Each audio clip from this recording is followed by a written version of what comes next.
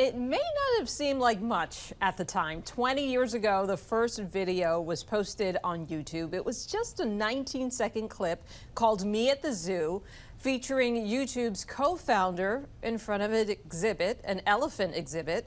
But this online video sharing platform ended up forever changing how millions watch TV and get their entertainment. Joining us now is Robert Thompson, a television, radio, and film professor at Syracuse University's Newhouse School of Public Communications. Great to see you, Professor. Great to see you. Thanks. So YouTube turned the tables on legacy media by putting you, meaning the people, the audience, at the center. And at its infancy, I'm just curious, did you immediately see that this was going to be a big deal? No, I didn't. I had a hard time making a head or tail of a lot of the stuff on there. But you're right. The "you" is right in the title.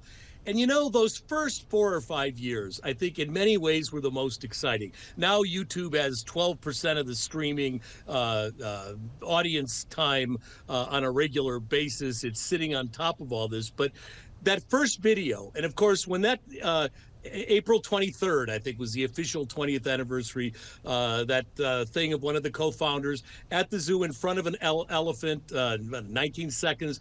And it said so much about what we were going to see for the next 5 years on YouTube. There was kind of a naughty joke about how long the elephant's, and he pauses and says, trunk is. It's got an animal on there. And of course, we would see cats playing pianos for the next 5 years on YouTube all over the place. So that first video was incredibly short, badly lit, but that stuff that came out in 2006 when people really started seeing YouTube, 2007, 2008, Leave Britney Alone, The Sneezing Baby Panda, Charlie Bit My Finger,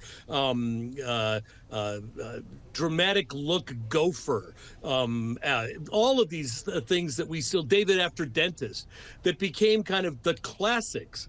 Were the kinds of things you never saw on any other kind of television before that. Even America's Funniest Home Videos didn't have the kind of freaky, sometimes surrealistic stuff that you could pop into YouTube and see.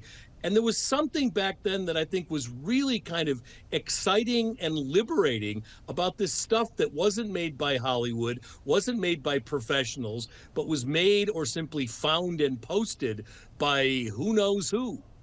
And that's what I think made that platform stand out, the authenticity of it, and it stripped away all the rules. Like you talked about it being poorly lit, that first video. And that's something we strive for in TV, to make sure the lighting is right. But it's almost something to the effect of what makes it even better. Because it's a shaky hand holding the camera, and because it's hard to decipher exactly what you're looking at, like, people connect to that even more. And I just think that that's something a lot of legacy media missed, didn't see coming. No, I agree entirely. What Evolution of Dance, that was one of the first really, really big hits. Again, completely somebody shooting it in some unknown environment someplace, and that was seen by millions and millions of people. But it wasn't long before the big things that most people saw were bits from Saturday Night Live. By 2006, YouTube is sold to Google for like $1.6 billion. By 2008, it's only 3 years old, not even. YouTube is teaming with CNN to do debates, both primary debates for Republicans and Democrats. That kind of quirky, surrealistic, trippy stuff that we think of as the first 4 years or 5 years of YouTube quickly turned into kind of, hard to believe this, but legacy media. Even before your last break, you were teasing some story and then said, and if you'd like to see more on this, go to our YouTube channel. I mean, that's where the eyeballs are. How that's changed. Yeah. And to your point, you know, a lot of people get their news on YouTube, so that's one of the reasons why we're there. But does that concern you, that so many people go to YouTube for information, information that doesn't necessarily use the same threshold of fact-checking that we do when it comes to institutional media? Yeah, well, I guess it depends on where on YouTube they're getting it. So, for example, as you point out, if they're going to YouTube to your YouTube channel, presumably that's all being done by good journalistic standards and all of that kind of thing. But there's lots of other places they can go as well. YouTube has become more like, I mean, there's YouTube channels, all kinds of them. There's all kinds of different ways you can get YouTube.